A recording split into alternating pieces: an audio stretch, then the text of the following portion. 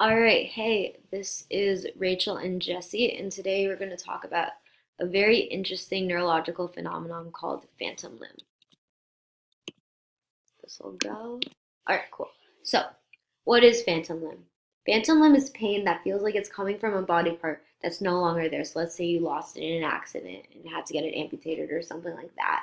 Um, and phantom limb exists it works for almost like any body part. So, even like visceral, like your internal organs, you can feel phantom limb pain. So, even like women who have had their uteruses removed, like they still get uterine cramps. So, can't escape that. Um, and phantom limb is experienced by about 60 to 80% of amputees, so it's a very prevalent issue. And in about half of the cases, the people who experience phantom limb, um, they have a very like cramped up, tense feeling. Like it's very, very painful, and it feels like it's not. This isn't just a psychological phenomenon. This is like legitimate pain that they're feeling, and it's like they can't move their phantom limb, and it's like paralyzed, and it's very, very painful. So, The phantom limb pain is thought to be caused by mixed signals from your brain or spinal cord. Although the limb is no longer there, the nerve endings at the site of amputation continue to send signals to the brain that make the brain think that the limb is still there. Sometimes the brain memory of pain is retained and is interpreted as pain, regardless of signals from injured nerves.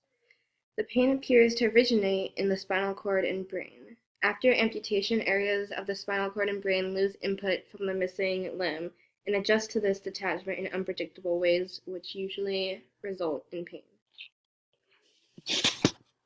all right, hey, I'm back.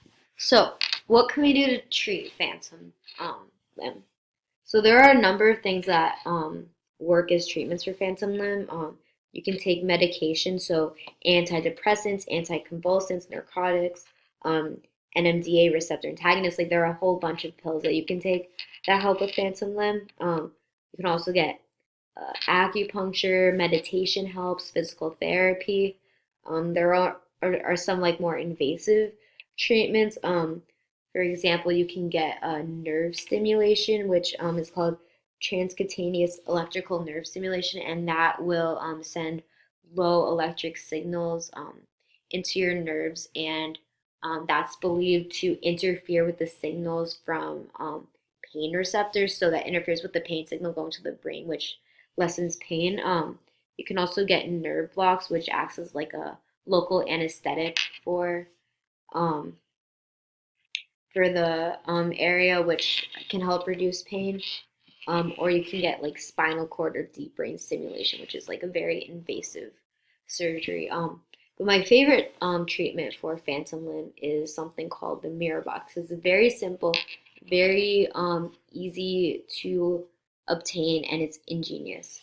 So for the people who have this almost like paralyzed phantom limb and they can't move it, and that is causing them excruciating pain, it's because of something called learned paralysis. So before they lost, let's say, their arm might have been paralyzed, and the paralysis in the arm, the brain is sending signals and it's not receiving anything back. So it's like telling the arm to move, and the arm is not moving, which causes the brain to realize that it's paralyzed. So when they lose their limb, this continues and it still feels like it's paralyzed because the brain isn't getting any signal back from the arm. So a way to treat this is by putting the regular limb in front of a mirror, and then the brain, and moving it around, and the brain will see what looks like the missing limb move, and that will help ease the paralysis, and you'll be able to move your phantom limb.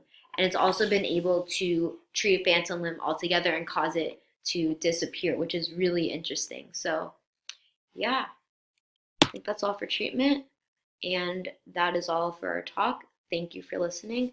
We hope you learned something new. Have a great day. Goodbye.